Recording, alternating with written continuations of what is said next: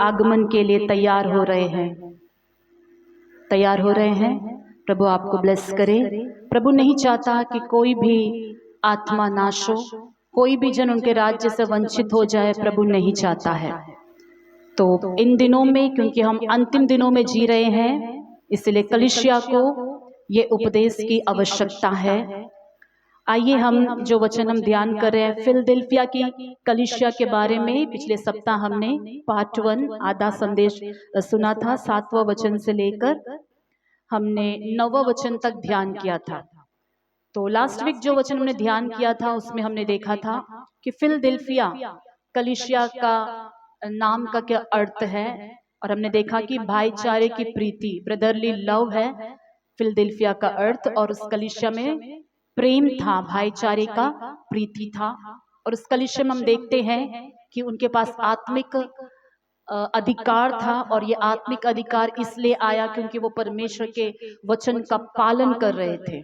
आमीन। और प्रभु का वचन का वो पालन करने के वजह से प्रभु ने उनके सामने या उनके शत्रुओं को उनके पांव के पास लाकर रख दिया। ऐसा वो एक कलीसिया, एक आत्मिक जीत पाई हुई कलीसिया थी। और उस कलीसिया में कमी अगर कुछ कहा जाए तो प्रभु कहता है तुम्हारी सामर्थ्य थोड़ी सी है, लेकिन फिर भी तुमने मेरा वचन का पालन किया है।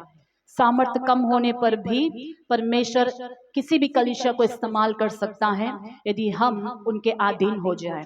और लास्ट वीक में हमने ये भी देखा कि यीशु मसीह की सेवा को कैसे दाऊद से तौला गया था कि यीशु मसीह दाऊद का पुत्र है, और दूसरा यीशु मसीह दाऊद का सिंहासन उनको दिया जाएगा, और तीसरी बात कि दाऊद का गिरा हुआ तंबू को यीशु मसीह क्या करेगा, दोबारा उठाएगा, बांधेगा।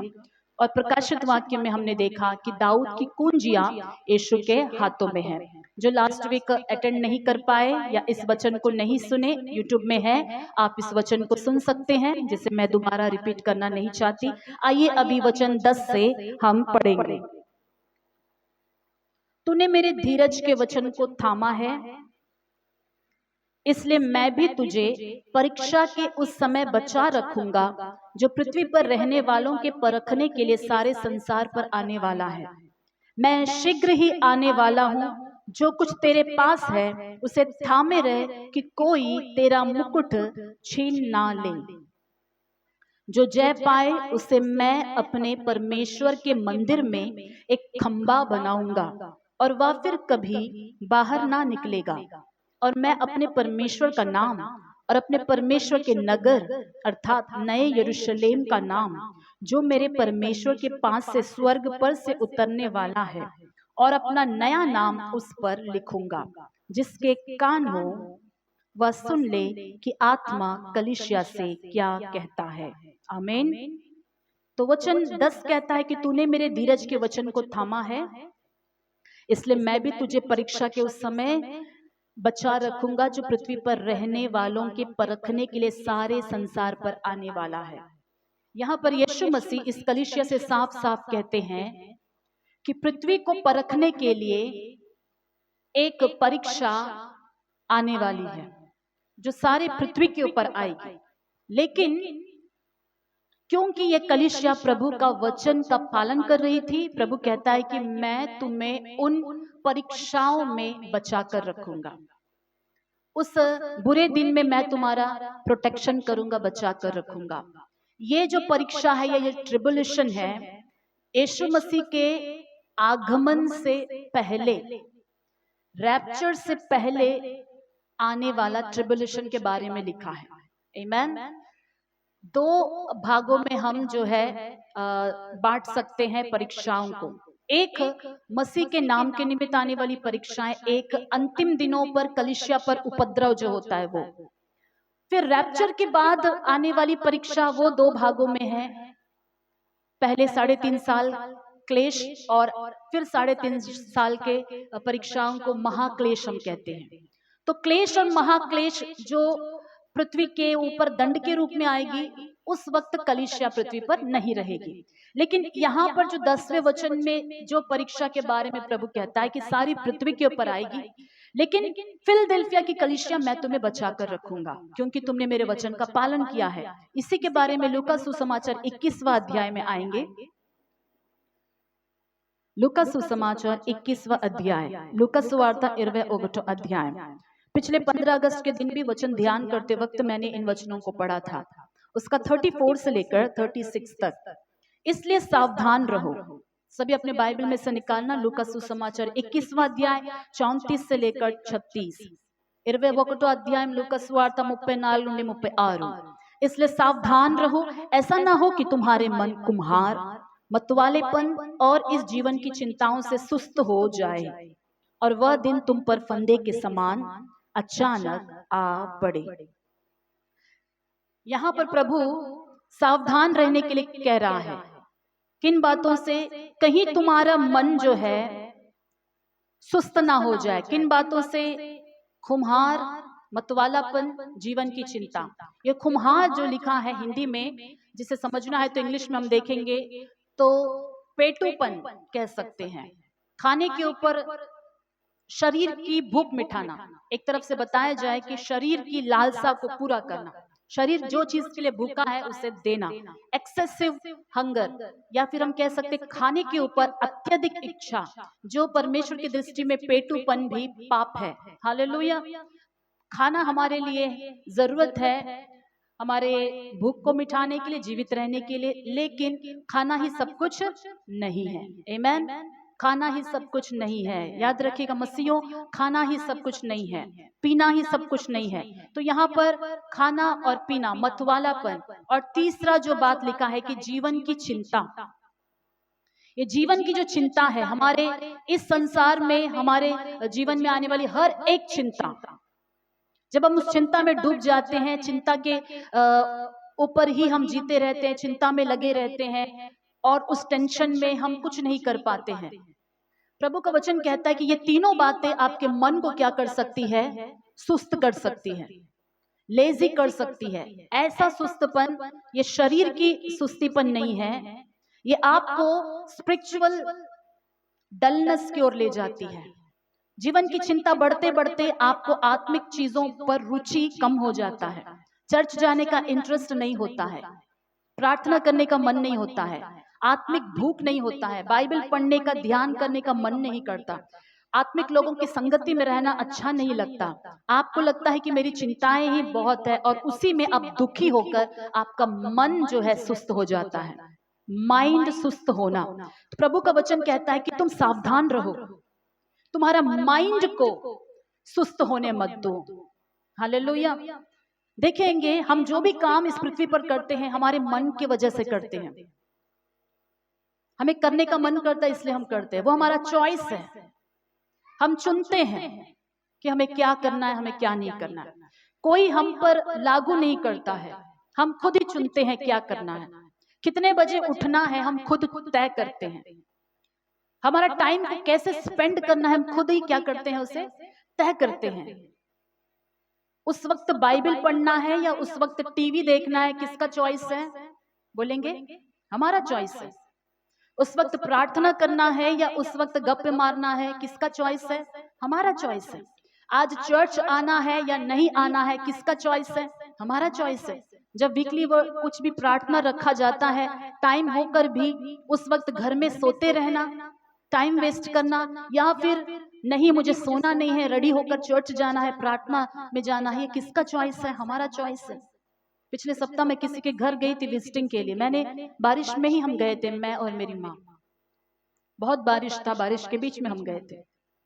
देखिए ये मैंने उनसे बोला क्या आपने हमें बुलवाया? उन्होंने बोला नहीं, किसी ने हमें भेजा नहीं। ये क्या है? हमारा चॉइस है कि हम सो भी सकते हैं, बाहर बहुत बारिश हो रही है, सो भी सकते हैं, रेस्ट भी कर सकते हैं, खाने के बाद सबको नींद आता है, और हम उठकर तैयार होकर हम किसी के घर जाकर उनको आत्मा में प्रोत्साहन भी कर सकते हैं। ये हमारा चॉइस है। तो हमारे जीवन में हर एक चॉइस जो हम करते हैं उसी पर डिपेंड होता है कि परमेश्वर के राज्य में हम रहेंगे या नहीं रहेंगे। हमारा चॉइस, किसी और का चॉइस नहीं, हमारे खुद का ही चुनाव। ये हमारा लाइफ जो है, हमारा माइंड सुस्त होने का कारण भी क्या है? क्योंकि हमने ऐसे चीजों को चुन लिया है जो चुने हुए कार्य हमें आत्मिकता में बढ़ने नहीं दे रही है। हालेलुया। आज से आप क्या चॉइस कर रहे हैं सोचिएगा, आपके टाइम को कैसे स्पेंड कर रहे हैं सोचिएगा। ड्यूटी का टाइम को आप चेंज नहीं कर सकते। 9 बजे से लेकर 6 बजे तक ड्यूटी में रहना है तो रहना है, उस टाइम को आप कुछ नहीं कर सकते। लेकिन उससे पहले का टाइम, उसके बाद का टाइम हमारे चॉइस में है कि हम उसको कैसे तय कर सकते, उसको कैसे हम इस्तेमाल कर सकते। हालेलुया। प्रभु का वचन कहता है, वह दिन तुम पर फंदे के समान अचानक आ पड़े। अगर हम सुस्त हो जाए, लेजी हो जाए, तो प्रभु का जो रैप्चर है कैसे आएगा? फंदे के समान आएगा। ध्यान से सुनिएगा, परमेश्वर का जो आगमन है फंदे के समान उन लोगों के ऊपर आएगा जो आत्मिक रूप से क्या है बोलिएगा?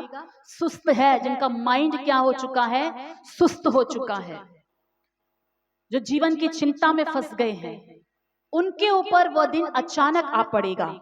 प्रभु का वचन कहता है, क्योंकि वह सारी पृथ्वी के सब रहने वालों पर इसी प्रकार आ पड़ेगा। इसलिए जागते रहो और हर समय प्रार्थना करते रहो कि तुम इन सब आने वाली घटनाओं से बचने और मनुष्य के पुत्र के सामने खड़े होने के योग्य बनो। अगर हम जागते रहेंगे, यानी जागृत रहेंगे, जागते रहने का मतलब है जागृत रहेंगे, आत्मा में जागृत रहेंगे और साथ ही साथ प्रार्थना भी करेंगे, तो ये जागृति और ये प्रार्थना क्या करेगी? आने वाले बुरे दिन से हमें क्या कर देगी बोलेगा? बचा कर रखेगी और परमेश्वर के पुत्र के सामने खड़ा रहने का योग्य हमें बनाएगी। अब बात है, क्या क्या हम जागृत हैं? जी हाँ, आज के मसीही बहुत अलर्ट हो रहे हैं, क्योंकि यूट्यूब में धनाधन वीडियोस के ऊपर वीडियोस आ रहा है। सबके सब काफी हद तक लोग अलर्ट हो रहे हैं। अलर्ट होना ही काफी नहीं है, जानकारी रखना काफी नहीं है, प्रार्थना के द्वारा तैयार होना बहुत जरूरी है। हालेलुया, आमेन। धोखा ना खाए, सिर्फ यू वीडियो वॉच करते रहेंगे प्रभु के आगमन का, तो उनके आगमन में उठा लिए नहीं जाएंगे। उसको बंद करके प्रभु के सामने प्रार्थना करके अपने आप को तैयार करना, वचन पढ़ना, तैयार होना, वचन पढ़ना, आत्मिक जागृति इसे हम कहते हैं। हालेलुया।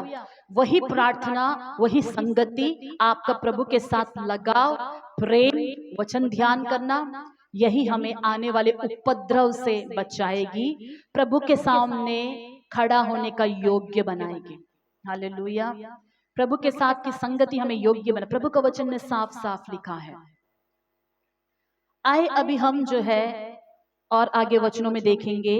प्रकाशित वाक्य 11वां वचन में आएंगे।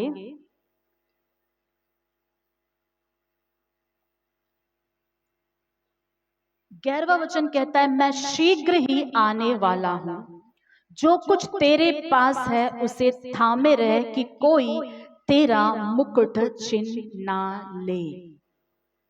लगभग 2000 वर्ष पूर्व, एडी 95 या 100, उस बीच में प्रभु यीशु मसीह फिलदिल्फिया की कलीसिया से ये बात कहता है, मैं शीघ्र ही आने वाला हूं। हालेलुया।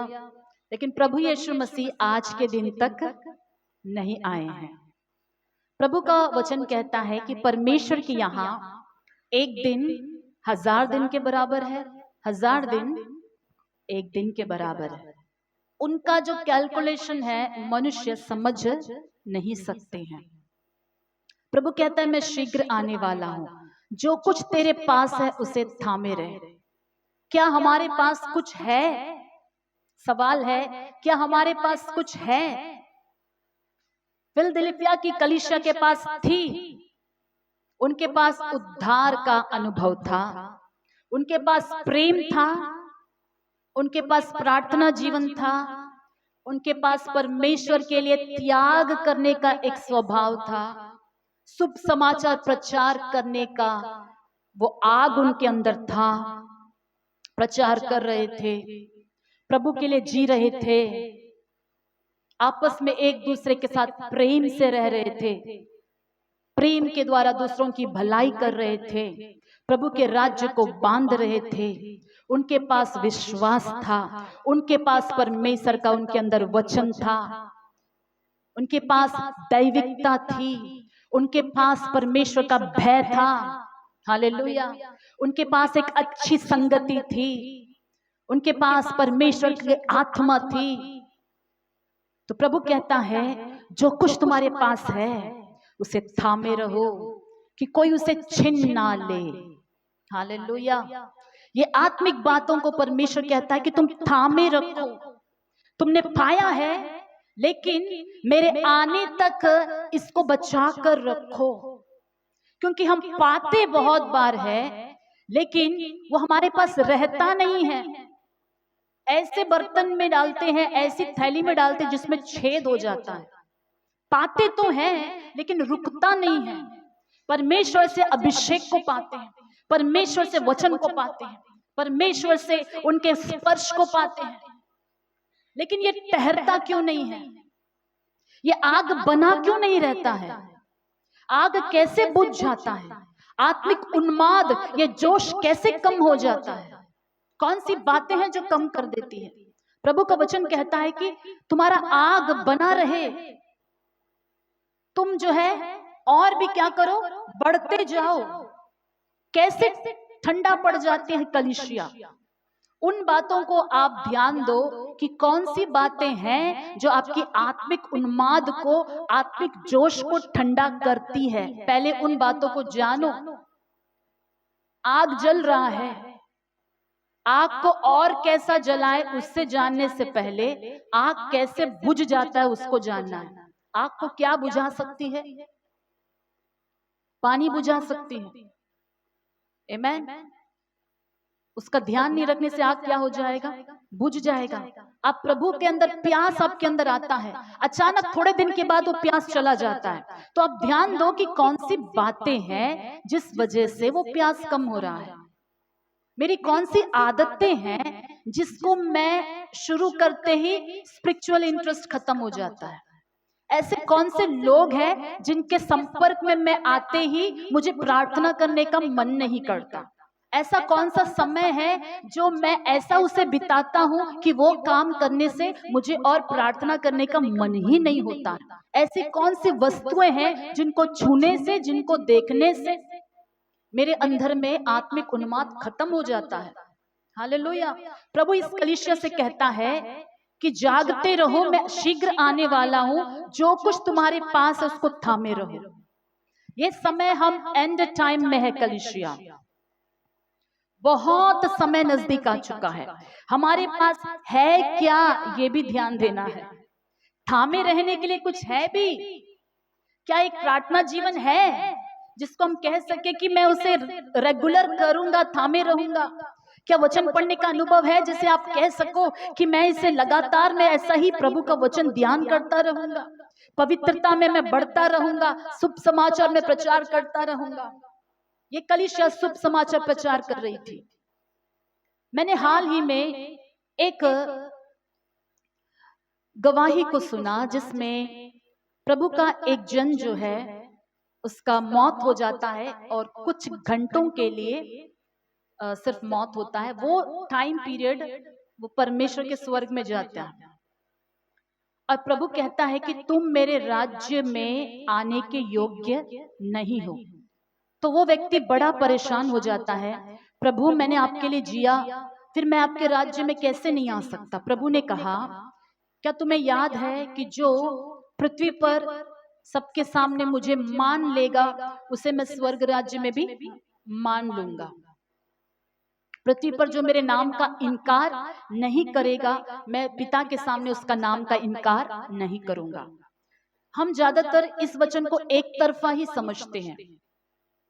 मैंने भी ऐसा ही समझा था कि जिस अपने आप को लोगों के सामने मसीह के हम बच्चे हैं दिखाने से काफी है, क्रिश्चियन है ये जताने से काफी है। लेकिन इसमें एक और डीप मीनिंग है। प्रभु ने बोला कि तूने मेरा नाम का अंगीकार किसी के सामने नहीं किया क्योंकि तूने किसी को मेरे बारे में नहीं बताया, किसी अन्य जाति को मेरे बारे में नहीं बताया। किसी को भी प्रभु के बारे में नहीं बताना एक व्यक्ति का नेचर तब होता है कि हम उनके नाम का अंगीकार दूसरे के सामने कर नहीं पाते हैं। क्यों नहीं कर पाते हैं? कहीं तो आपको अंदर में क्या फील होता है कि अगर मैं बताऊंगा तो मैं नीचा किया जाऊंगा, मैं बताऊंगी तो मेरे बारे में वो क्या सोचेंगे। ये एक छोटा सा काम है, एक ऐसा काम है जिसमें इंसल्ट है, एक ऐसा काम है जो मेरे लिए करना मुश्किल है। अब जानते हैं सुसमाचार लोग क्यों नहीं प्रचार करते हैं? क्योंकि अंदर में क्या है बोलिएगा? संकोच है। प्रभु का नाम बताने के लिए क्या है? संकोच है। वो संकोच में क्या है कि मैं बोलूंगा, मुंह खोलूंगा तो ये लोग क्या सोचेंगे, मेरे बारे में क्या सोचेंगे। ये जो हार्ट में, जो थॉट में जो ये भावना होती है, परमेश्वर की दृष्टि में उनके नाम को इनकार करने के बराबर है। हालेलुया। उस व्यक्ति ने कहा कि जो कभी भी किसी को प्रभु के बारे में नहीं बताया है, प्रभु के राज्य में रहना मुश्किल है। यीशु मसीह कहता है, उनके शरीर और लहू के बारे में हम जब पढ़ते हैं तो वहां पर क्या लिखा? जो मेरे शरीर को खाता है, लहू पीता है, मेरे आने तक क्या करता है? प्रचार करता है। अगर हम सच में उनका शरीर और लहू खाए हैं और हमें मालूम है कि हम प्रभु का अंग है, तो हम उनके बारे में बताएंगे। समय कम रहा है, इस टाइम में क्या करना है कलीसिया? एक तो जागृत रहना है, प्रार्थना करना है, और तीसरा काम आपको करना होगा, दूसरों को यीशु के बारे में बताना है। ये बताना ही आप उनके लिए गवाह के रूप में खड़े हैं। आप उनका नाम इनकार नहीं कर रहे हैं, अंगीकार कर रहे हैं। हालेलुया। प्रभु हमें ब्लेस करे, वैसा इस्तेमाल करे। और इन दिनों में हम सुन रहे हैं कि यीशु मसीह जल्दी आने वाला है, जल्दी आने वाला है। जैसे कि मैंने व्हाट्सएप में बताया था, तो काफी लोग जो है इंटरेस्ट से आज आए हैं कि सुने कि क्या होने वाला है, क्या होने वाला है। एक भी वर्ड परमेश्वर के वचन से बाहर नहीं जाएगा। पहले हम आते हैं लूका सुसमाचार में, वापस आते हैं उसी लूका सुसमाचार 21वां अध्याय 19वां वचन से मैं पढ़ रही हूं।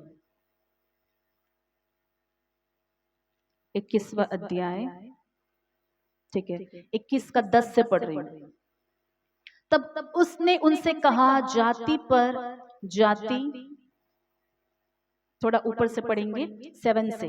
उन्होंने उससे पूछा, हे गुरु, यह सब कब होगा और ये बातें जब पूरी होने पर होंगी तो उस समय का क्या चिन्ह होगा?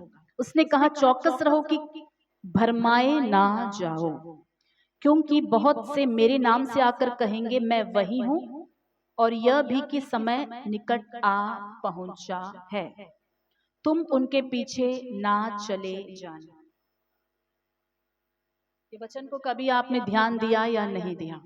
बहुत से मेरे नाम से आकर क्या कहेंगे कि मैं वही हूं, और एक क्या कहेंगे? यह भी कि समय निकट आ पहुंचा है, तुम उनके पीछे ना चले जाना। इस पृथ्वी पर कोई भी मनुष्य नहीं है जो यह कह सके कि मुझे यीशु ने डेट दिखा दिया है, रैप्चर का डेट मुझे मालूम हो गया है। प्रभु बोलता है कि तुम उनके पीछे मत चले जाना। सितंबर में आएगा, काफी लोग कह रहे हैं सितंबर में आएगा। आगे मैं उस बात पर आऊंगी। कितने लोगों ने सुना यूट्यूब में सितंबर सुना है? मैं उसके बारे में भी बताऊंगी। अभी हम वचन को ध्यान करेंगे, क्योंकि हमें जब वचन अच्छी तरह पता चल जाएगा, बाइबल हम अच्छी तरह जानेंगे, तो हम धोखा भी नहीं खाएंगे और हम कैसे तैयार होना वैसे तैयार होंगे। हमारा उद्देश्य यह है कि हम उनके राज्य को मिस ना करें। आमीन। और दूसरा कोई उद्देश्य नहीं, हम उनके राज्य में पहुंच जाएं, उसकी तैयारी हम कर रहे हैं। तो प्रभु का वचन कहता है, चौकस रहो कि भरमाए ना जाओ, क्योंकि बहुत से मेरे नाम से आकर कहेंगे मैं वही हूं। ठीक है, इसमें तो हम फंसने वाले नहीं हैं, क्योंकि हम जानते हैं अपने प्रभु को। लेकिन सेकंड और एक है, और यह भी कि समय निकट आ पहुंचा है, तुम उनके पीछे ना चले जाना। जब तुम लड़ाइयों और बलवों की चर्चा सुनो तो घबरा ना जाना, क्योंकि इनका पहला होना अवश्य है, परंतु उस समय तुरंत अंत ना होगा। एक टाइम पीरियड प्रभु बता रहा है कि युद्ध होंगे, लेकिन तुरंत जो है प्रभु का आगमन नहीं आएगा। मन में रखना कि यीशु मसीह ने इन वचनों को कब कहा। ये कलीसिया का शुरुआत में कहा है, मतलब यीशु मसीह पृथ्वी में जान देने से पहले ही AD 33 या 32 में उन्होंने ये वचन कहा था। उस वक्त इजराइल से कोई देश युद्ध नहीं कर रही थी, लड़ाई यहाँ का चर्चा भी नहीं था। इसके बाद तो बहुत सारा कुछ पृथ्वी देखना बाकी था। उन आरंभ के दिनों में प्रभु बोल रहे हैं कि तुम लड़ाइयों और लड़ाइयों की चर्चा सुनोगे, लेकिन तब अंत नहीं आएगा। इसके बाद 10वां वचन, तब उसने उनसे कहा, जाति पर जाति और राज्य पर राज्य चढ़ाई करेगा और बड़े बड़े भूकंप होंगे, जगह जगह अकाल और महामारियां पड़ेंगी और आकाश से भयंकर बातें और बड़े बड़े चिन्ह प्रकट होंगे। परंतु इन सब बातों से पहले वे मेरे नाम के कारण तुम्हें पकड़ेंगे, सताएंगे, पंचायतों में सौंपेंगे, बंदी गृह में डलवाएंगे और राजाओं और हाकिमों के सामने ले जाएंगे। पर यह तुम्हारे लिए गवाही देने का अवसर हो जाएगा। इसलिए अपने अपने मन में ठान रखो कि हम पहले से उत्तर देने की चिंता ना करेंगे, क्योंकि मैं तुम्हें ऐसा बोल और बुद्धि दूंगा कि तुम्हारे सब विरोधी सामना या खंडन ना कर सकेंगे। तुम्हारे माता पिता और भाई और कुटुंब और मित्र भी तुम्हें पकड़वाएंगे, यहाँ तक कि तुम में से कुछ को मरवा डालेंगे। मेरे नाम के कारण सब लोग तुमसे बैर करेंगे, परंतु तुम्हारे सिर का एक बाल भी बांका ना होगा। अपने धीरज से तुम अपने प्राणों को बचाए रखोगे। आमीन, हालेलुया। तो यहाँ पर प्रभु ने बोला है अंत तक बने रहने के लिए क्या चाहिए? धीरज चाहिए। बोलेंगे सभी क्या चाहिए हमें? हाँ, सहनमु और प्रभु का आगमन तक वेट करने के लिए हमें पेशेंस की आवश्यकता है। अब हम आते हैं कि मत्ती रचित सुसमाचार क्या बताता है। 24वां अध्याय में आएंगे, 24, मैथ्यू चैप्टर 24।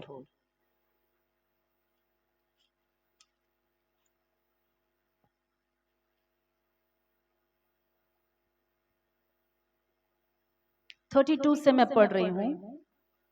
अंजीर के पेड़ से यह दृष्टांत सीखो, जब उसकी डाली कोमल हो जाती और पत्ते निकलने लगते हैं, तो तुम जान लेते हो कि ग्रीष्म काल निकट है।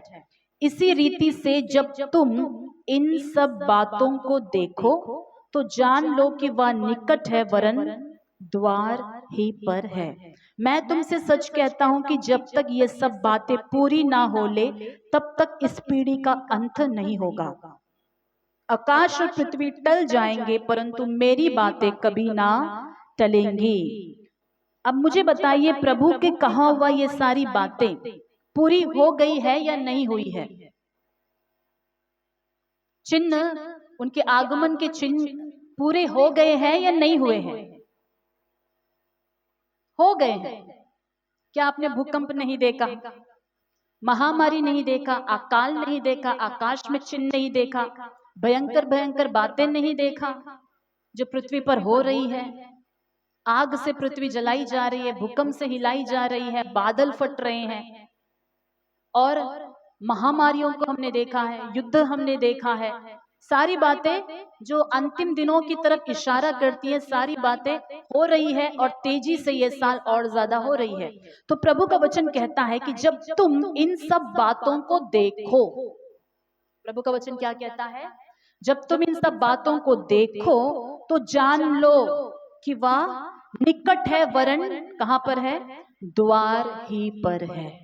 ये देखकर भी अगर हम नहीं जान पा रहे हैं तो हम तैयार नहीं हो पाएंगे। अब हमने देखा है, किसी के बताने से नहीं, क्योंकि हमने खुद देखा है कि हमारे इस पृथ्वी पर, हमारी इसी पीढ़ी में क्या क्या हो रही है, और वो सारी बातें किससे मैच कर रही है?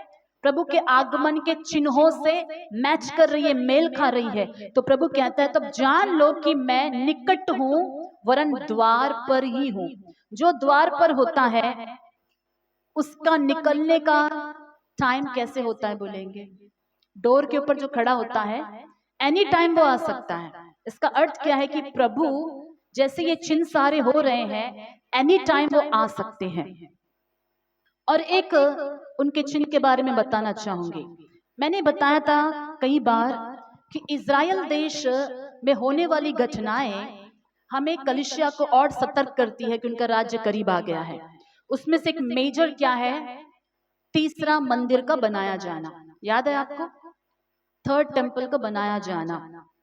और मैंने इसके बारे में पहले भी बताया था, रेड आइफर के बारे में, कि अमेरिका से 5 साल पहले लाल बछड़ा लाया गया और इज़राइल में उसे पाल रहे हैं, क्योंकि लाल बछड़ा ही मंदिर निर्माण होने के बाद उसकी प्रतिष्ठा के लिए क्या करते हैं? लाल बछड़ा को ही बलि करते हैं। तो अब जो है, पिछले सप्ताह एक दास आए थे जिनसे मैं मिली थी। वे इज़राइल 7 बार जाकर आए हैं। इस 7वें बार जब वो जाकर आए, उन्होंने एक अद्भुत देखा। एक अद्भुत बात उनको पता चली। रॉक ऑफ डोम जो इज़राइल में है मुख्य स्थान, जिसे अल अस्का मास्क भी कहते हैं, जिस स्थान के पीछे मुस्लिम पड़े हैं, जिस स्थान के पीछे अरबी पड़े हैं, जिस स्थान के पीछे यहूदी लड़ रहे हैं, और वो मसीहों के लिए भी, क्रिश्चियन के लिए भी मेन प्लेस है। वो एक जगह के लिए पूरा युद्ध हो रहा है, पैलेस्टाइन और इज़राइल के बीच झगड़ा, सब वो एक जगह के लिए। वो जगह जो है असल में दाऊद ने खरीदा था। पैसे देकर दाऊद ने खरीदा। किस लिए खरीदा? दाऊद परमेश्वर के लिए एक भवन बनाना चाहता था, लेकिन परमेश्वर ने दाऊद को मना कर दिया कि तुम्हारे हाथों से बहुत खून बहाया है, तुम नहीं बांध सकते। दाऊद, तुम्हारा बोझ मैं समझ सकता हूँ। क्या मैंने कभी तुमसे कहा कि तुम महल में रहते हो, मैं तंबू में रहता हूँ? तुम इतना फील क्यों हो रहा हो? नहीं प्रभु, मुझे बहुत फील हो रहा है, मेरा आलीशान भवन है और आपका मंदिर तंबू में है, और मैं चाहता हूँ कि आपके लिए बांध दूं। प्रभु ने बोला, निर्माण तो होगा पर तुम्हारे हाथों से नहीं, तुम्हारे बेटे के हाथों से। तो उस जगह को, लैंड को, जो दाऊद ने पैसे देकर खरीदे थे, सुलेमान ने वहां पर आलीशान परमेश्वर के लिए एक भवन बनाया। वो इज़राइल का सबसे बेस्ट और सुंदर सोने से मढ़ा हुआ प्रभु का मंदिर। हालेलुया। तो ये मंदिर बहुत बढ़िया था और इसमें परमेश्वर की आराधना जैसे बताया जाता है वैसे ही चल रही थी, अच्छी तरह चल रही थी। लेकिन थोड़े समय के बाद, मैंने जैसे पिछले सप्ताह भी आपको बताया, इज़राइल देश दाऊद के शासन में परमेश्वर का भय मानती थी। उसके बेटे सोलोमन के शासन में कुछ समय तक ठीक रहा, भवन बनने तक सब कुछ ठीक रहा। धीरे धीरे धीरे वहां पर दुनिया आई। फिर सोलोमन के बेटे के काल में देश दो भाग हो गया। यरोबाम, हम जानते हैं, कुकर्म करते करते इजरायली यहाँ तक परमेश्वर के विरोध में हो गए कि परमेश्वर ने उनको क्या कर दिया पता है? एक दूसरे देश के राजा नबूकदनेस्सर के हाथ में सौंप दिया। ये नबूकदनेस्सर आता है और इस मंदिर को क्या करता है? इजरायलियों को पूरा बंदी बनाकर अपने देश बेबीलोन ले जाता है, और उस वक्त ये मंदिर पूरा नाश हो जाता है। एक कुछ भी नहीं बचता। वो प्लेस क्या हो गया? Total destroy. यहाँ तक कि इतिहास ये भी बताता है किसी ने आग लगा दी और पूरा मंदिर जल गया, पूरा सब कुछ तहस नहस हो गया। अब फिर ये मंदिर लॉन्ग टाइम नहीं बना। अब बंदी बनाकर इजरायली जो चले गए, वो चले गए कहां पर? बेबीलोन में रहते थे, नबूकदनेस्सर राजा के अधीन में। वहां पर परमेश्वर ने फिर 70 साल पूरा होने से थोड़ा समय पहले ही अपने कुछ लोगों को, भविष्यद्वक्ताओं को, प्रार्थना करने वालों को प्रभु ने उठाया। उसमें दानियल एक है, इंपॉर्टेंट पर्सन। आज हम दानियल के बारे में ध्यान करेंगे थोड़ा, दानियल के प्रोफेसिस के बारे में। दानियल को परमेश्वर प्रकट करता है, बोझ देता है, दर्शन दिखाता है। दानियल उपवास करके, इजराइल देश फिर से पुनर्निर्माण होना, पूरा नाश हो गया, प्रभु फिर से भवन बनना। और दानियल प्रभु के सामने कई दिन उपवास करके रोता है, रोता है, रोता। दानियल की प्रार्थना सुनी गई। परमेश्वर ने दानियल को प्रोफेसी भी दिया कि इजराइल फिर से बसाया जाएगा, फिर से पुनर्निर्माण होगा। और ये प्रोफेसी फुलफिलमेंट होता है नहेम्या के द्वारा। नहेम्या क्या करता है? राजा से परमिशन लेकर जाता है इजराइल देश में, और 444 बीसी में नहेम्या के हाथों इजराइल देश के टूटी फूटी शहरपना, दीवार बहुत हद तक रिपेयर होता है, और लोग वापस से आकर हिम्मत करके धीरे धीरे आकर इज़राइल में बसने लगते हैं। शत्रुओं से उनको युद्ध होता है, बसने देते नहीं आसपास के लोग। फिर भी ये रात और दिन प्रार्थना करते हुए जगे हुए दीवार को बांधते हैं। धीरे धीरे धीरे धीरे करके इज़राइल फिर से बस जाता है। आमीन। अभी जो है इसी नहम्याह के काल में सेकेंड टाइम टेम्पल का निर्माण उसी जगह पर होता है। ओके बहुत आलीशान तो नहीं, लेकिन बनता है उसी जगह पर बनता है। फर्स्ट टेम्पल की तरह नहीं, लेकिन आप देखेंगे सेकेंड टेम्पल के बारे में यीशु मसीह जब आए थे ना, इसी भवन के बारे में तो बता रहे थे, देखो प्रभु कितना आलीशान मंदिर है, इतना बड़ा है, 46 साल लगे उसको बनाने में, पत्थर से बहुत बढ़िया बनाया गया। प्रभु ने एक प्रोफेसी कहा, ऐसे दिन आएंगे पत्थर पर पत्थर भी नहीं बचेगा, सब कुछ नाश हो जाएगा। यीशु मसीह पृथ्वी पर आकर जब चले गए, उनके चले जाने के एक 40 इयर्स के बाद टाइटस नाम का एक एम्परर आता है, फिर इजरायलियों के पर वार होता है और वो मंदिर फुल्ली डिस्ट्रॉय, खत्म, खंडर बन जाता है। क्यों मंदिर खंडर बन गया? यदि देखिए आप यीशु मसीह के काल में आप देखेंगे, यीशु मसीह जब यरूशलेम में प्रवेश करते हैं ना, गधे के ऊपर बैठकर, वो सीधे मंदिर में जाते हैं। तो मंदिर में क्या देखते हैं? कबूतर बेचने वाले, गाय बैल बकरी बेचने वाले, व्यापार चल रहा था, पैसों का लेन देन हो रहा था, वहां परमेश्वर का भय नहीं था। प्रभु ने बोला मेरा भवन तो प्रार्थना का भवन होना चाहिए, और तुमने क्या करके रखा है? इसे डाकुओं की को बनाकर रखा है, गुफा बनाकर रखा है। प्रभु चाबुक लेते हैं, सबको भगाते हैं। तो आप समझ सकते हैं कि यीशु मसीह आने के टाइम मंदिर क्या नहीं था? पवित्र नहीं था।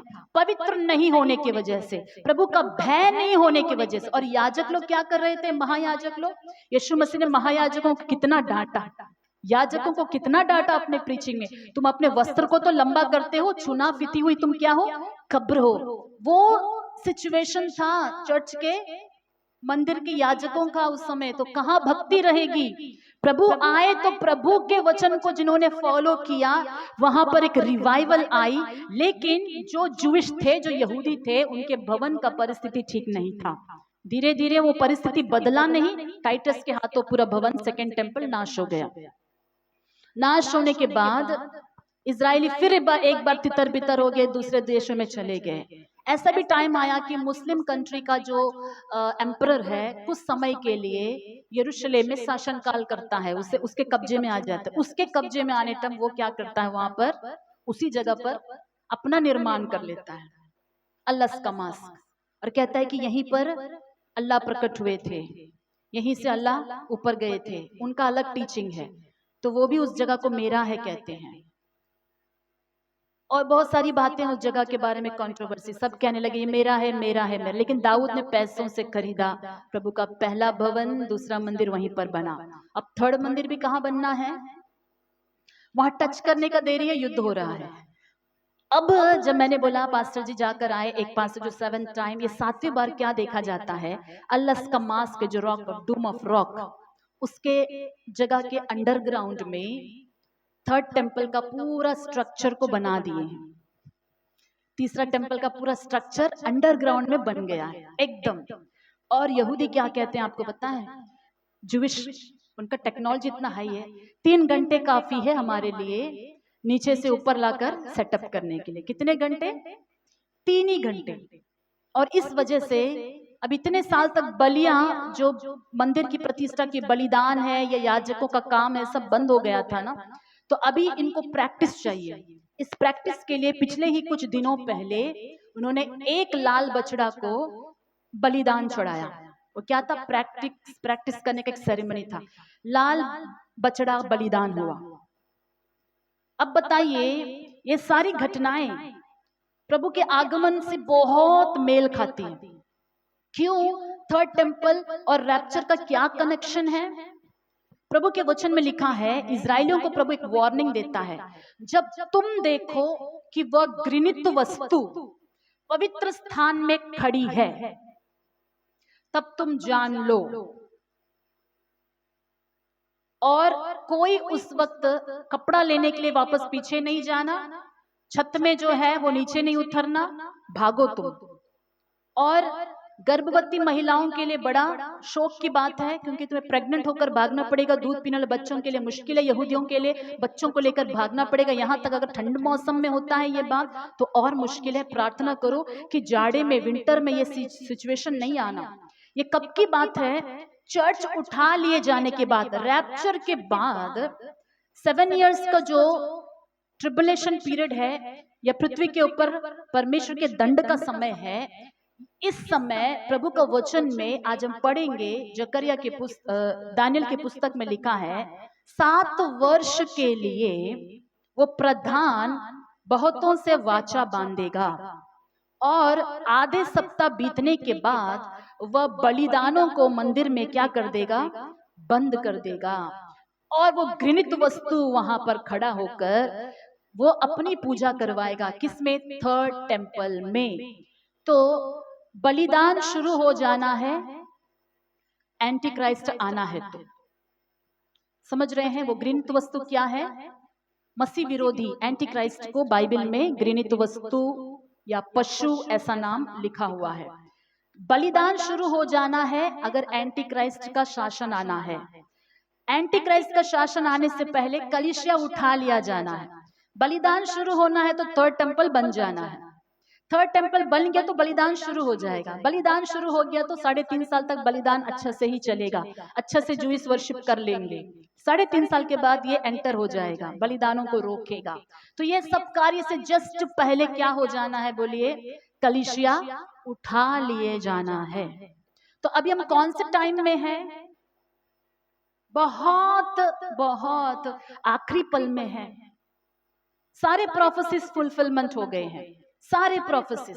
3 घंटा कभी भी हो सकता है ना कि वो मंदिर को लाकर ऊपर सेटअप कर दे और बलिदान शुरू हो जाए। अंतिम दिनों में प्रभु आने से पहले कलीसिया सताई जाएगी, लहू बहाया जाएगा। क्या ये हमारे देश में नहीं हो रहा है? अब जानते हैं नॉर्थ में, आंध्र में भी, नॉर्थ में तो बहुत अधिक कलीसिया, एक संडे सर्विस चलते रहेगा, अंदर आकर गुंडे तोड़ फोड़ करके मार के पास्टरों को, विश्वासियों को जेल में ले जाते हैं। प्रभु की महिमा हो। जैसे प्रभु का वचन हमने पढ़ा, डरना मत, उस दिन तुम क्या बोलने पाओगे, क्या बोलोगे। और पिछले कुछ 2 सप्ताह पहले एक सेवक बता रहे थे कि नॉर्थ में बहुत सारे पास्टर को जिनको जेल में रखा गया, फिर वो कुछ समय जेल में रहकर वापस छूट गए, बेल मिल गया, छोड़ दिए गए। उनका टेस्टिमनी ये है कि जेल में भी बहुतों को उन्होंने शुभ समाचार प्रचार किया, जेल में बहुतों ने प्रभु को विश्वास किया। हालेलुया। और एक पास्टर ने ये भी बताया कि इस परसिक्यूशन के दौरान मसीहों की संख्या इंडिया में 30% बढ़ गई है। हालेलुया, कितना अद्भुत बात है। एक तरफ से रिवाइवल परसिक्यूशन के द्वारा, यानी मसीहों पर जैसे अत्याचार होता है, कलीसिया बढ़ते जा रही है, सुसमाचार बढ़ते जा रहा है। अब समय कम रहा। यीशु मसीह ने बोला अंत का समय ऐसे होगा, नूह के समय की तरह होगा और लूत के समय की तरह होगा। आज उन बातों में से मैं कुछ बताना चाहती हूँ, वचन तो मैं नहीं पढ़ूंगी, बताती हूँ। नूह के समय में क्या होगा? लोग खाते पीते रहेंगे, पेड़ लगाते रहेंगे, जल प्रलय आने तक किसी को पता नहीं चलेगा, ये लिखा है। नूह क्या कर रहा था? बोलिए, जहाज बना रहा था और शुभ समाचार प्रचार कर रहा था, फुट जमा कर रहा था, परिवार को तैयार कर रहा था। ये चीजें कलीसिया को करना है। अपना जहाज बनाना है, यानी उद्धार में बने रहना है और दूसरों को बताना है। नूह ने यही काम किया, प्रचार किया, साथ में तैयार होते, साथ में दूसरों को भी बताना है और फुट जमा करना है, यानी वचन अच्छा से खाना है, अंत के दिनों में प्रार्थना करना है। ये है कलीसिया को करने वाला काम। बाहर के लोग अनजान रहेंगे, वो रैप्चर के दिन तक उनको पता नहीं चलेगा, लेकिन नूह का वो पता है, जहाज बनाना मेरा काम है, उद्धार में बने रहना मेरा काम है, दूसरों को यीशु के बारे में बताना, दूसरों को तैयार करना, ये कलीसिया का काम है। हालेलुया। लूत के समय में क्या हुआ था? सदोम अमोरा में पाप में बिगड़ गई थी। सदोम अमोरा में पूरा पाप था, लेकिन परमेश्वर स्वर्गदूत को भेजता है। लूत के फैमिली को उस दिन तक नहीं मालूम जब तक एंजल उसके घर में आया नहीं। एंजल आकर बोलता है कि परमेश्वर सदोम अमोरा को नाश करने वाला है। तुम लोग यहाँ से निकलो और भागो। वो लेट कर रहा था तो एंजल ने एक रूल रखा, पीछे मुड़ना मत, भाग जाना। तो अब लूत को दिया इंस्ट्रक्शन में पीछे मत मुड़ना, भाग जाना। चीजों को बटोरने का, उसका घर में जो सामान उसने बनाया था या जमा किया था उसको साथ में ले जाने का टाइम भी नहीं था। तो ये है एंड टाइम की कलीसिया। अपने घर, अपना जमीन, अपना जायदाद, इसको पकड़ कर रखने का टाइम नहीं है। लूत के समय की तरह हमें जीना है। लूत ने कैसे लास्ट मोमेंट में सब कुछ छोड़ के भागना है, ये है हमारी कलीसिया की तैयारी। सब कुछ छोड़ के भागने की तरह हमारी तैयारी होनी चाहिए। पकड़े मत रहो, प्रभु आने तक नौकरी करो, पकड़े मत रहो। प्रभु आने तक खाओ पियो, पकड़े मत रहो किसी चीज को। किसी चीज के ऊपर बोलते नहीं, मन लगाकर मत रहिए। उनके राज्य के लिए एनी टाइम प्रभु बुलाएगा, चले जाने की तैयारी हमारे अंदर होनी चाहिए। अब आते हैं मत्ती सुसमाचार में 36 से मैं पढ़ रही हूँ। उस दिन और उस घड़ी के विषय में कोई नहीं जानता, न स्वर्ग के दूत, ना पुत्र, परंतु केवल पिता। इस वचन को एक बार सभी रिपीट करेंगे। उस दिन और उस घड़ी के विषय में कोई नहीं जानता, ना स्वर्ग के दूत, ना पुत्र, परंतु केवल पिता। 44 या 42 से, इसलिए जागते रहो, क्योंकि तुम नहीं जानते कि तुम्हारा प्रभु किस दिन आएगा। तुम नहीं जानते। यीशु मसीह ने क्या कहा? तुम नहीं जानते कि प्रभु किस दिन आएगा, परंतु यह जान लो कि यदि घर का स्वामी जानता होता कि चोर किस पहर आएगा, तो जागता रहता और अपने घर में सेंध लगने ना देता। अगर जानता होता तो क्या करता? बोलिए, घर का स्वामी जागता होता। अभी हमें दिन नहीं मालूम है, लेकिन क्या मालूम है? सीजन मालूम है। क्या मालूम है? अभी घर का स्वामी जानता है कि प्रभु आने वाला है, तो घर का स्वामी को क्या करना चाहिए? जागते। आप अपने घर का स्वामी हो, हर एक अपनी आत्मा का अपना स्वामी है ना, तो इस घर का स्वामी है आप लोग। तो घर का स्वामी को पता है कि प्रभु आने वाला है, तो घर का स्वामी क्या करेगा? जागते रहेगा कि चोर चोरी ना कर ले। आमेन। तो अभी हम जानते हैं कि प्रभु आने वाला है, तो हमें क्या करना है? जागते रहना है। लास्ट वचन इसमें, इसलिए तुम भी तैयार रहो, क्योंकि जिस घड़ी के विषय में तुम सोचते भी नहीं हो, उसी घड़ी मनुष्य का पुत्र आ जाएगा। ये ऐसे टाइम में है जब हम सोचते भी नहीं है प्रभु आ जाएगा। अभी हम आते हैं पहला थिस्सलुनीकियों 5वां अध्याय।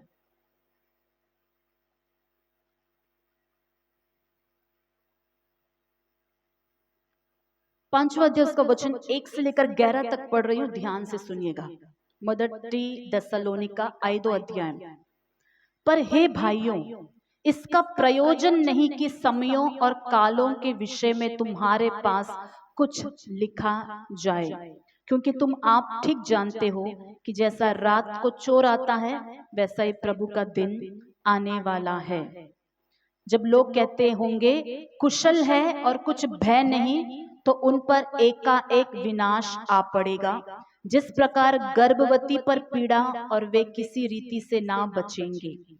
पर हे भाइयों, तुम तो अंधकार में नहीं हो कि वह दिन तुम पर चोर के समान आ पड़े, क्योंकि तुम सब ज्योति की संतान और दिन की संतान हो। हम ना रात के हैं ना अंधकार के हैं, इसलिए हम दूसरों के समान सोते ना रहे, पर जागते और सावधान रहे।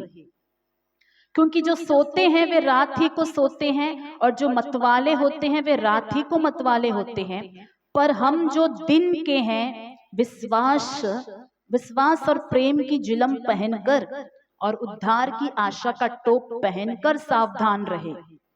क्योंकि परमेश्वर ने हमें क्रोध के लिए नहीं, परंतु इसलिए ठहराया है कि हम अपने प्रभु यीशु मसीह के द्वारा उद्धार प्राप्त करें। वह हमारे लिए इस कारण मरा कि हम चाहे जागते हो चाहे सोते हो सब मिलकर उसी के साथ जिए। इस कारण एक दूसरे को शांति दो और एक दूसरे की उन्नति का कारण बनो, जैसा कि तुम करते भी हो। पौलुस यहाँ पर थिस्सलुनीका की कलीसिया से कहता है कि इसका कोई प्रयोजन ही नहीं है कि समयों और कालों के विषय में कोई तुम्हारे पास कुछ लिखा जाए, विषय में तुम्हारे पास कुछ लिखा जाए। तुम्हें टाइम बताने का प्रयोजन ही नहीं है, समय बताने का प्रयोजन नहीं है, क्योंकि तुम अंधकार में नहीं जीते हो। हालेलुया। कुछ समझ में आया आपको?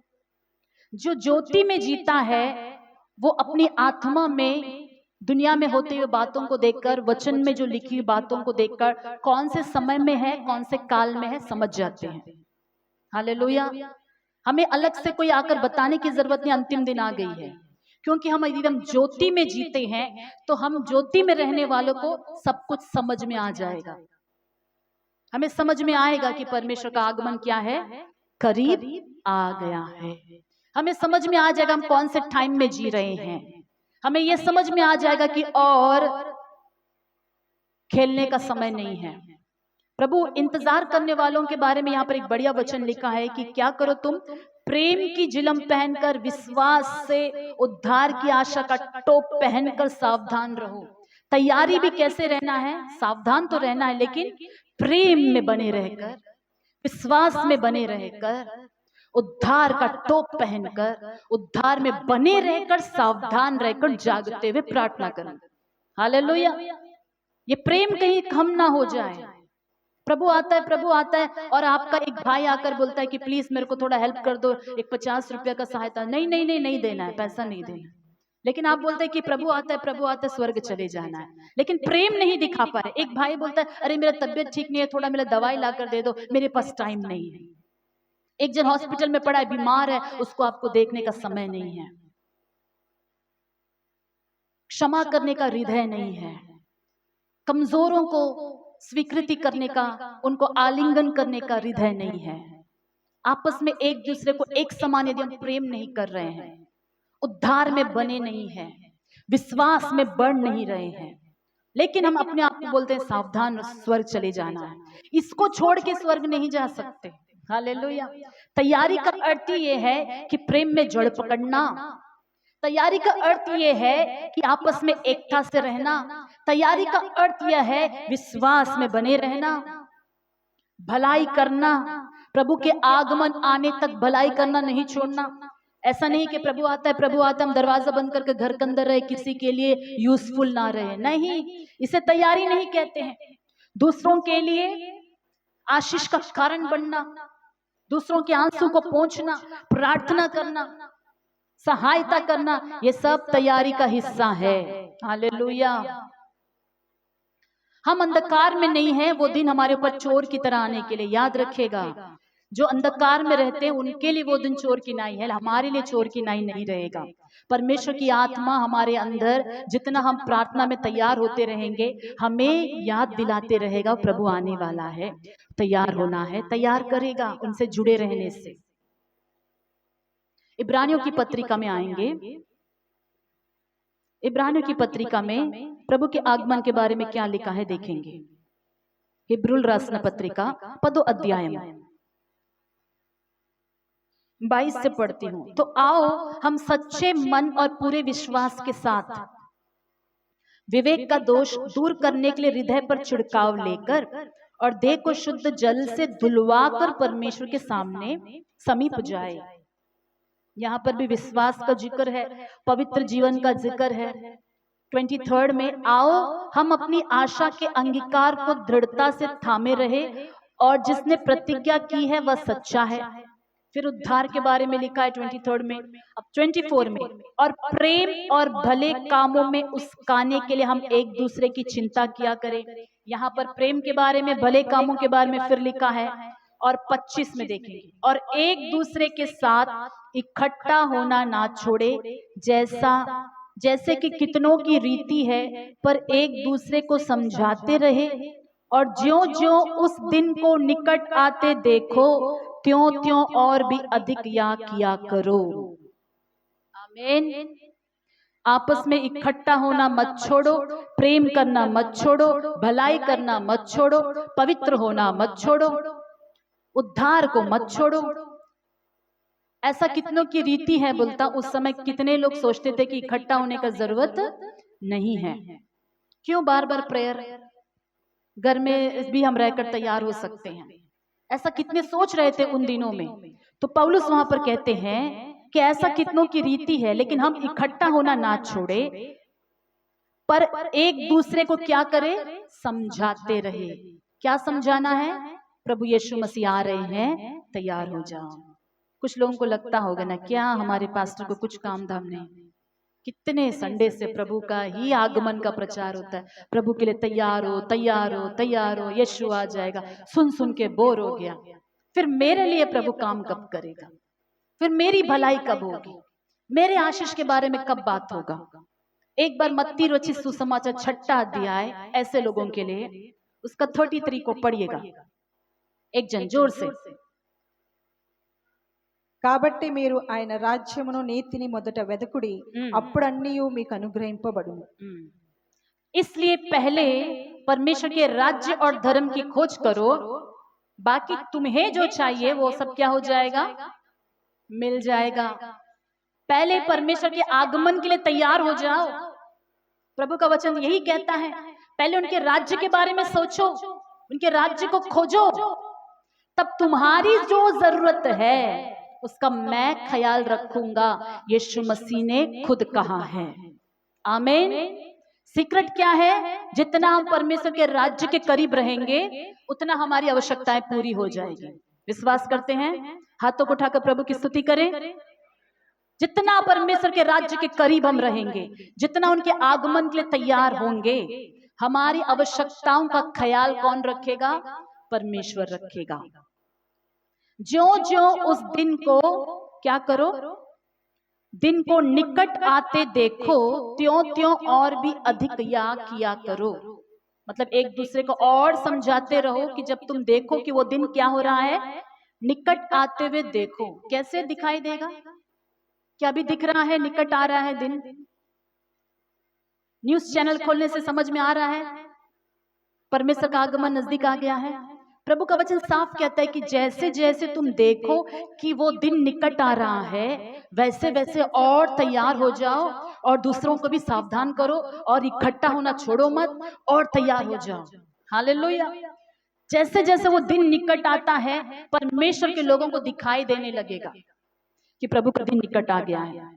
अगर अभी भी आपको दिखाई नहीं दे रहा है कि परमेश्वर का राज्य, उनका आगमन निकट आ गया है, तो तैयार हम हो नहीं सकते। कुछ लोग बोलेंगे कि बहुत समय बचा है। क्या बोलेंगे? बहुत समय बचा है। जी नहीं, बहुत समय नहीं बचा है। कौन सी भविष्यवाणी बच गई?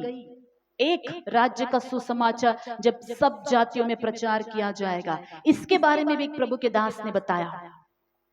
सब जातियां में प्रभु का राज्य का सुसमाचार पहुंचना है।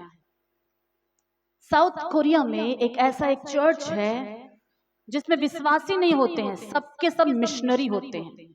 सबके सब क्या है? मिशनरी है।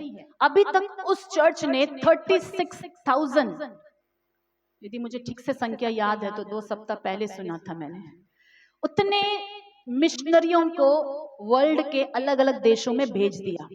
क्या करने के लिए? प्रभु का शुभ समाचार प्रचार करने के लिए। पहले 2000 चिल्लर थे, जातियां थी जिनको सुसमाचार नहीं पहुंचा था। करते करते करते उन्होंने बताया हिसाब, 2018 तक 500 ही बच गए। कितने बच गए? जो लोग सो रहे एक बार हालेलुया कहे। जागिए जागिए जागिए। तो बहुत कम जातियां बच गई है जिनको सुसमाचार प्रचार नहीं हुआ। 2018 तक का वो कैलकुलेशन है। उस चर्च की खासियत आपको पता है क्या है? वहां पर उस देश में ऐसा है कि बच्चे एक उम्र से लेकर 10 उम्र तक, मतलब जब स्कूल जाने की उम्र होता है 10 एज तक ही सरकार के स्कूल में पढ़ते हैं, जो भी प्राइवेट स्कूल्स में पढ़ते हैं। 10 उम्र आते ही चर्च से रिलेटेड हर चर्च का किंगडम स्कूल होता है। वो किंगडम स्कूल में क्या होता है कि स्कूल की शिक्षा को भी पढ़ाया जाता है, साथ ही साथ पूरा जो है वर्ल्ड का मैप रख के एक एक देश में कौन सी भाषा बात की जाती है, कितने लोगों को सुसमाचार नहीं पहुंचा है, वहां पर क्या हालात है, कैसे वहां पर सुसमाचार पहुंचाया जा सकता, इसके बारे में टीचिंग होता है। तो 10 उम्र का बच्चा यानी 11 उम्र से लेकर 8 साल तक वो टीचिंग्स उनको दिया जाता है स्कूल के पढ़ाई के साथ साथ। हर साल 2 महीना छुट्टी होता है उनके एरिया में, उनके देश में 2 महीना छुट्टी में बच्चे घर नहीं जाते। घर गए बिना वो क्या करते हैं आपको पता है? ये चर्च वाले ऑर्गेनाइजेशन क्या करते हैं, बच्चों को कोई एक देश में 2 महीना के लिए ले जाते हैं। 8 साल का शिक्षा में एक एक साल एक एक देश में 2 महीना रह के आते हैं। 2 महीने में क्या करना है उनको? उस देश का भाषा सीखना है। 2 महीने में बच्चे भाषा सीखकर वापस आ जाते, अगले जगह अगले साल दूसरा देश। ऐसा करते करते साउथ कोरिया के मसीही घर में एक ऐसा घर नहीं मिलेगा जिसमें इंडिया का एक लैंग्वेज नहीं आता हो। हिंदी आता है, बंगाली आता है, उनको तमिल आता है, तेलुगु आता है। साउथ कोरिया के घर में बच्चों को, क्योंकि वो ऐसा उनको ट्रेन कर रहे हैं।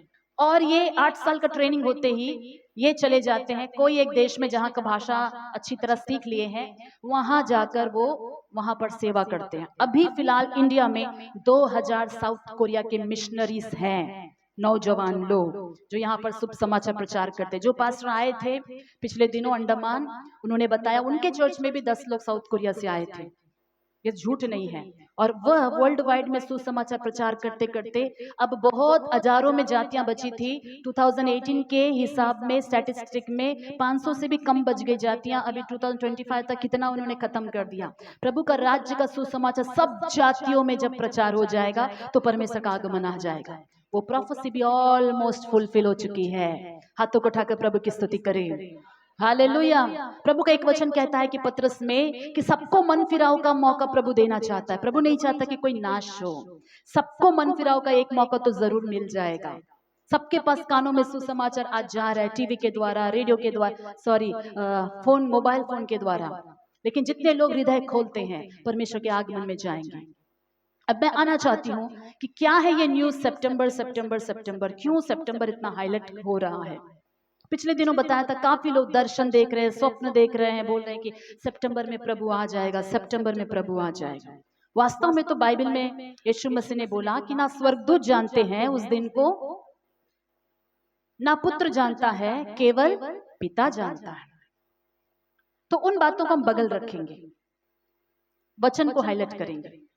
अब हम देखेंगे कि क्यों इस चीज के ऊपर ज्यादा जोर दिया जा रहा है। थोड़ा मैं इसके बारे में बताना चाहती हूँ ताकि कलीसिया जाने। हम ये तो समझ गए हैं कि प्रभु का आगमन बहुत शीघ्र आने वाला है। अब हम कुछ मैं बताना चाहती हूँ। दानियल की पुस्तक में आएंगे, भविष्यवाणी की पुस्तक, बुक ऑफ डैनियल।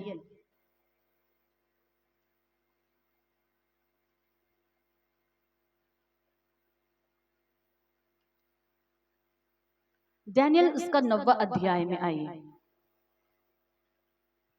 मैंने आपको पहले ही बताया दानियल के विषय में कि जब जब पहला मंदिर पूरी तरह नाश हो गया था, नबूकदनेस्सर राजा के समय में बंदी बनाकर इजरायली बेबीलोन पहुंचाए गए थे, उस समय का ये काल है।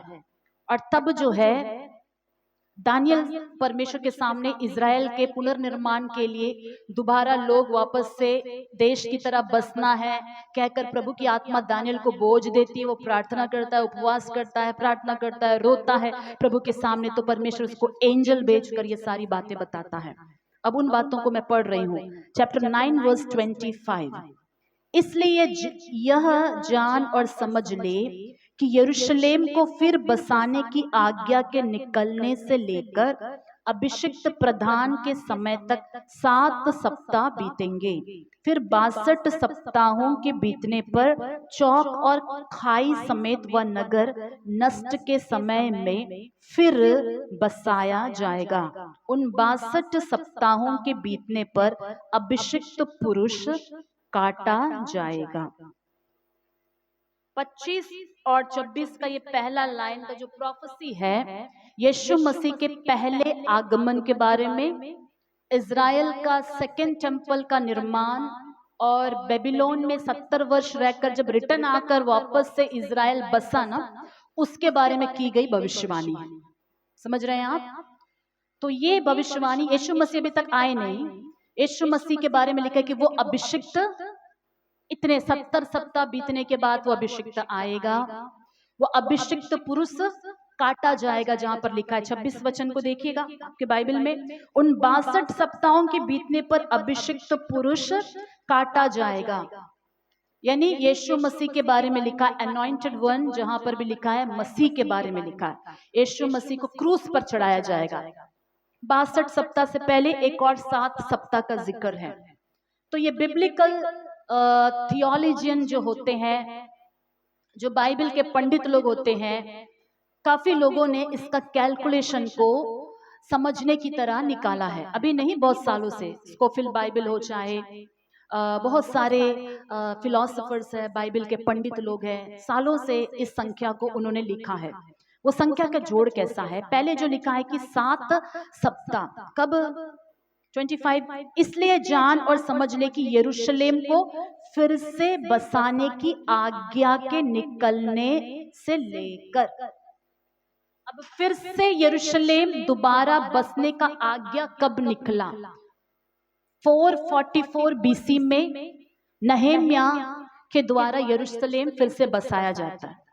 याद रखिएगा, 444 बीसी में। उस वक्त ये प्रोफेसी क्या लिखा है? दोबारा से बसने के दिन से लेकर अभिषिक्त काटा जाने तक 7 वीक्स प्लस 62 वीक्स लिखा है। 7 वीक्स और 62 वीक्स को मिला देने से कितना होता है? 69 वीक्स होता है। ठीक है, ये सप्ताह का कैलकुलेशन को इजराइलियों के उनके समझ के अनुसार वीक का मतलब है 7 सप्ताह, यानी 7 into 7 जो 49 होता है। 7 7 49 आप जानते हैं। 62 वीक्स लिखा है ना, 62 सप्ताह के बीतने पर अभिषिक्त पुरुष काटा जाएगा। 62 वीक्स इंटू 7 मिलाकर 434 होता है। तो टोटल 49 और 434 को जब हम प्लस करते हैं तो मिलता है 483। तो टोटल 483 साल के बाद दानियल का प्रोफेसी में इज़राइल दोबारा बसने से लेकर 483 साल के बाद यीशु मसीह अभिषिक्त पुरुष काटा जाएगा, सूली पर चढ़ाया जाएगा। ये दानियल का ये पहला प्रोफेसी है यीशु मसीह का फर्स्ट आगमन के बारे में। एग्जैक्टली उनके दिए हुए प्रोफेसी के हिसाब से ही, वही कैलकुलेशन के हिसाब से ही यीशु मसीह AD 32-33 के बीच में क्रूस पर चढ़ाए गए। और कुल मिलाकर ये कितने साल बाद हुआ? 483 इयर्स के बाद ही हुआ। हमारे कैलेंडर में जो है 365 डेज होते हैं ना एक साल में, जो सोलार ईयर के हिसाब से है। लेकिन जूविश कैलेंडर लूनार ईयर के हिसाब से जो 360 डेज ही होते हैं उनके एक साल में। तो इस हिसाब से 483 इयर्स कितने दिन आते हैं? 360 डेज इंटू 483 मल्टीप्लाई करें, कितने दिनों के बाद अभिषिक्त पुरुष काटा गया या यीशु मसीह यरूशलेम में एंटर हुआ, ट्रायम्फल एंट्री। उस दिन वो गधे के ऊपर बैठकर विराजमान होकर आया। इतने जो संख्या बताएंगे एग्जैक्टली एक्यूरेटली वैसा ही यीशु मसीह एंटर हुआ। हालेलुया, वो प्रोफेसी एग्जैक्टली फुलफिल हो गया, कोई भेद नहीं, जैसा कहा गया वैसा। अब देखेंगे उनका यीशु मसीह का पहला आगमन का प्रोफेसी एग्जैक्टली पूरा हुआ। अब कंटिन्यू करते हैं 26 वचन को। और उसके हाथ कुछ न लगेगा और आने वाला प्रधान की प्रजा नगर और पवित्र स्थान को तो नष्ट करेगी, परंतु उस प्रधान का अंत ऐसा होगा जैसे बाढ़ से होता है, तो भी उसके अंत तक लड़ाई होती रहेगी, क्योंकि उसका उजड़ जाना निश्चय ठान लिया गया है। किसका उजड़ जाना ठान लिया गया है?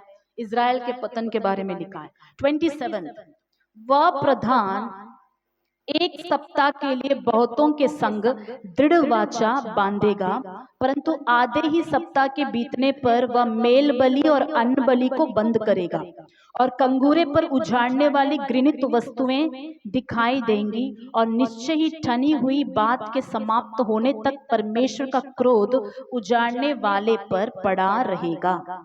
इसी के बारे में मैंने बताया कि जब रैप्चर हो जाएगा तो 7 साल का जो समय है उसमें 7 सप्ताह में आधा दिन बीतने का बाद लिखा है कि मेल बलिदान चढ़ाना बंद कर देंगे और मंदिर का कंगुरा यानी टॉप के ऊपर घृणित वस्तु को रखेंगे। यह प्रोफेसी यहाँ पर लिखा है। वो प्रधान के बारे में लिखा है कि वो 1 सप्ताह के लिए वाचा बांधेगा बहुतों के साथ। बाइबल का ये प्रोफेसी वो प्रधान जो लिखा है एंटी क्राइस्ट के बारे में लिखा है। आमीन। किसके बारे में लिखा है? मसीह विरोधी जो आने वाला है उसके बारे में। वो प्रधान क्या करेगा? बहुतों के साथ वाचा बांधेगा। कितने समय के लिए वाचा बांधेगा? 7 इयर्स के लिए वाचा बांधेगा। और वाचा बांध के फर्स्ट 3.5 साल तो इजराइल के साथ भलाई करने का एक्टिंग करेगा। 3.5 साल के बाद जो मंदिर में बलिदान को रोक देगा और घृणित वस्तु को लाकर रख देगा, मूर्तियों को लाकर रखेगा, बलिदान को बंद कर देगा, प्रभु की आराधना बंद कर, तब यहूदियों की आंखें क्या हो जाएगी? अभी तक उसको क्या समझ रहे थे उस प्रधान को? आने वाला मैसिया यही है, क्योंकि वो अद्भुत चमत्कार करने वाला एक व्यक्ति निकलेगा, बुद्धि ज्ञान से परिपूर्ण रहेगा, चिन्ह चमत्कार दिखाएगा। जिस चीज के लिए वो वेट कर रहे हैं ना अभी यहूदी, मसीहा आएगा, मसीहा आएगा, आएगा तो इजराइल में सारा युद्ध बंद कर देगा, शांति लेकर आएगा। ये शांति का पैगाम लेकर, शांति का वाचा लेकर इजराइल के साथ भी वो प्रधान बहुत देशों के साथ साथ इजराइल के साथ भी क्या करेगा? संधि करेगा। ये 7 वीक्स है, ये 7 इयर्स को दिखाता है। अब यूएन में असेंबली इलेक्शन होना है ये साल। जो इलेक्शन न्यूयॉर्क में अमेरिका के न्यूयॉर्क में असेंबली होने वाला है, असेंबली इलेक्शन। वो कब होगा आपको पता है? वो असेंबली इलेक्शन का जो मीटिंग्स है सितंबर 23 से लेकर 26 तक के बीच का है। और 23 को यूएन जो है पीस ट्रीटी को साइन करने वाला, शांति वाचा के ऊपर हस्ताक्षर करेगा। किस मुद्दे पर वहां पर बात होने वाली है? इजराइल और फलस्तीन का जो कॉन्फ्लिक्ट चल रहा है ना, युद्ध, उसके बीच में बात होने वाला है। इस देशों के बीच में शांति स्थापित करने की कोशिश वाली बात होने वाली है। तो ये सुनते ही काफी लोगों ने इसको कनेक्ट किया, ये प्रधान शांति की वाचा बांधेगा, संभावना को ले सकते हैं। लेकिन कहीं पर यह प्रूफ नहीं है कि वो 7 साल के लिए वाचा बांधने वाला जो साइन होने वाला कॉन्ट्रैक्ट जो है 7 इयर्स का है, वो कहीं पर लिखा नहीं गया। पिछले साल भी यूएन ने एक साइन किया था, वो 8 इयर्स के लिए था। 8 इयर्स में 1 निकाल दो, फिर 7 इयर्स ही बचता है। तो ऐसी कुछ बातें हैं जिसके वजह से 23 को क्या कर रहे हैं? सितंबर 23 को हाईलाइट कर रहे हैं। और एक बात, सितंबर 23 ये साल यहूदियों का एक फेस्टिवल आ रहा है। वो फेस्टिवल का जो नाम है उसे जो है जूइश में जो है यौम तुरा कहते हैं, यौम तेरुआ यानी फीस्ट ऑफ ट्रम्पेट्स। तुरही का बजाने का, सोफार बजाने का वो एक फेस्टिवल होता है। वो एक लौता ऐसा फेस्टिवल है जिसके बारे में डेट फिक्स नहीं है। 23 के शाम को भी हो सकता है, 24 के शाम को भी हो सकता है, क्योंकि वो न्यू मून को देखकर वो मनाते हैं। तो जैसे ही 2 विटनेस, 2 जन गवाही दे दे कि चांद दिख गया, तो वो 23 को चांद दिख गया, तो 23 शाम से ही वो तुरही बजाएंगे और फेस्टिवल स्टार्ट होगा 4 दिन के लिए या 3 दिन के लिए। 23 को नहीं दिखाई दिया तो 24 को। और उनका ये तुरही बजाने का जो मीनिंग ये है कि तैयार हो जाओ, न्याय के दिन आने वाले हैं। उनका फेस्टिवल का मीनिंग ये है, तैयार हो जाओ, न्याय के दिन आने वाले। हमारी बिब्लिकल यीशु मसीह ने जो भी लिखा है सभी यहूदियों के पर्व के हिसाब से ही बात किया है। हेवन में होने वाली सारी बातें, पृथ्वी पर होने वाली सारी बातें यहूदियों के पर्व से जुड़ी हुई है। ठीक है, अगर हम इसी को मान लेते हैं कि सितंबर 23 को ही चांद दिख गया और तुरही फूंका गया, तो कुछ लोगों का मानना है कि सितंबर 23 से लेकर काउंट करते करते करते 7 साल को अलग कर दो, तो वो 2032 सितंबर 15 को ये 7 साल खत्म होते हैं। और वो दिन कौन सा पर्व आता है पता है इजराइल में? Day of atonement, Yama Kippur कहते हैं। डे ऑफ अटोनमेंट, प्रायश्चित का पर्व। प्रायश्चित का पर्व में साल में एक बार महायाजक अति पवित्र स्थान में प्रवेश करता है, लोगों के लिए प्रायश्चित करता है। यीशु मसीह 7 साल पूरा होने के बाद इजराइल में कदम रखेंगे ना, महायाजक के रूप में कदम रखेंगे, और प्रायश्चित जो वो और किसके साथ वो प्रायश्चित करेंगे? यीशु मसीह जब कदम रखेंगे तो असल महायाजक इजराइल में वो कदम रखेगा, वो प्रोफेसी को फुलफिलमेंट करता है। तो इस कैलकुलेशन को कुल मिलाकर लेकर ही 23 सितंबर या 24 सितंबर को यीशु मसीह का आगमन हो जाएगा, लोग बोल रहे हैं। क्या इजराइल में पहली बार फीस्ट ऑफ ट्रम्पेट्स मनाया जा रहा है? नहीं, हर साल फीस्ट ऑफ ट्रम्पेट्स इसी सीजन में, डेट आगे पीछे होता है और उसी समय से इजराइल का नया साल डिक्लेयर होता है, रोज हसाना कहते हैं, न्यू ईयर स्टार्ट होता है।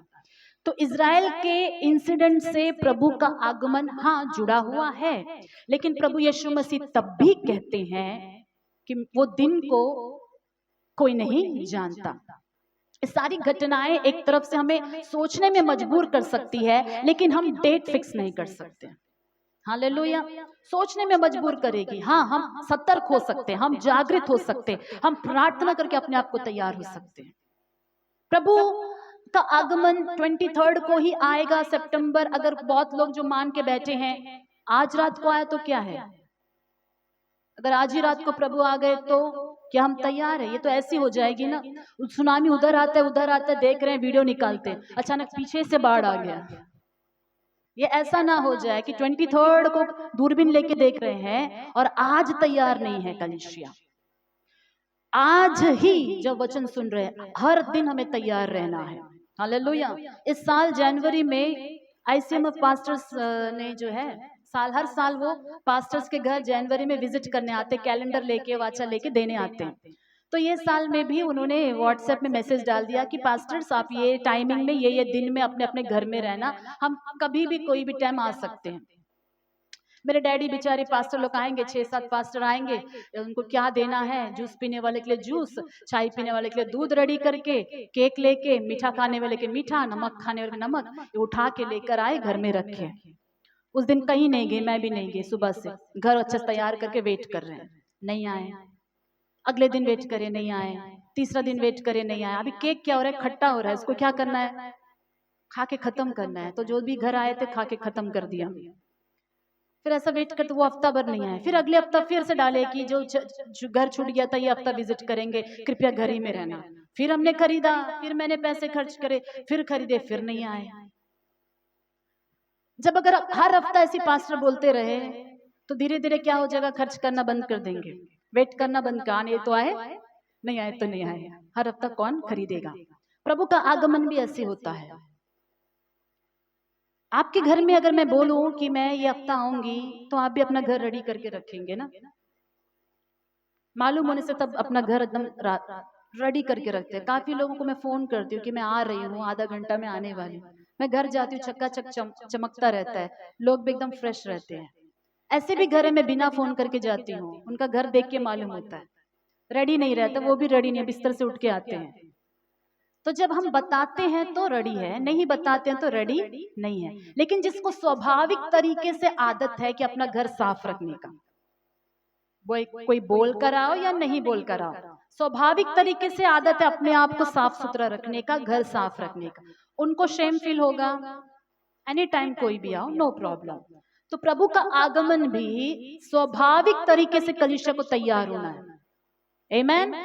वो चोर की न्याय आएगा, वो कब आएगा? हम अंधकार में नहीं जीते, हर दिन तैयार होना है, हर दिन शुद्ध होना है, हर दिन इस मंदिर को तैयार रखना है। प्रभु एनी टाइम आए, नो प्रॉब्लम, हम लज्जित नहीं होंगे। हालेलुया। ये हमारे अंदर आ जाना है कलीसिया। ठीक है, प्रभु का आगमन आ रहा है, आ रहा है, आ रहा है, हमारी तैयारी क्या है? क्या तैयारी? पहले भी 5 मिनट प्रेयर, अभी भी 5 मिनट, ये तैयारी नहीं है। तैयारी क्या है? प्रभु के पास बैठो, सीरियसली बैठो और फुट फुट के रो और माफी मांगो। जितने चीजों से माफी मांगना है धुल जाओ, अपने मार्ग को तैयार करो, मिस नहीं होना है। बाइबल पढ़ो, अभी तक नहीं पढ़े थे, ताकि हम भरमाए ना जाए। बी अलर्ट, ऐसे पाप के कार्य छोड़ना है, छोड़ दो, बी अलर्ट। सितंबर 23 को पकड़े वाले लोग जो सितंबर में ही आएगा, अक्टूबर नवंबर के बाद उनका विश्वास क्या हो जाएगा? अरे सब कुछ झूठ है, प्रभु आया नहीं, डेट उट सब फेक है, ये सब छोड़ के क्या करेंगे? दुनिया में ना चले जाए। हमारा विश्वास ऐसा नहीं होना चाहिए। प्रभु का वचन कहता अंत तक जो धीरज धरे रहेगा उसी का उद्धार होगा। आप कभी नहीं बोलना प्रभु का आगमन के लिए वेट कर करके मैं टायर्ड हो गया, దేవుని రాజ్యం కోసం వేచి ఉండి అలసిపోయాను, कभी मत बोलना। प्रेयर कर करके थक गया, चर्च में वचन सुन सुन के थक गया, ये सब जीवन की चिंताएं हैं माइंड को लेजी करने वाली। हमेशा आत्मिक उन्माद, हमेशा आत्मिक जागृति। आज जैसा मैंने आप लोगों को ब्रेकिंग न्यूज कल दिया तो दौड़ कर आए, हमेशा वो प्यास आपके अंदर होना चाहिए। आमीन। हर संडे के लिए होना चाहिए, हर प्रार्थना के लिए होनी चाहिए। ये है जागृति कलीसिया। एक दूसरे के ऊपर डिपेंड मत हो, पत्नी के ऊपर पति, पति के ऊपर पत्नी, बच्चे के ऊपर माँ, माँ के ऊपर बच्चे। आपका उद्धार है, उद्धार का टोप आप पहनो, प्रेम में हम उन्नति करें, भलाई काम करते रहे, अपने आप को शुद्ध जल से धोते रहे और उनके आगमन के लिए तैयार हो जाए। हालेलुया। परमेश्वर इस वचन के द्वारा हमारी कलीसिया को आशीष करे। आमीन, आमीन। आइए उठकर खड़े हो जाएंगे प्रभु की उपस्थिति में, परमेश्वर की उपस्थिति में खड़े हो जाएंगे।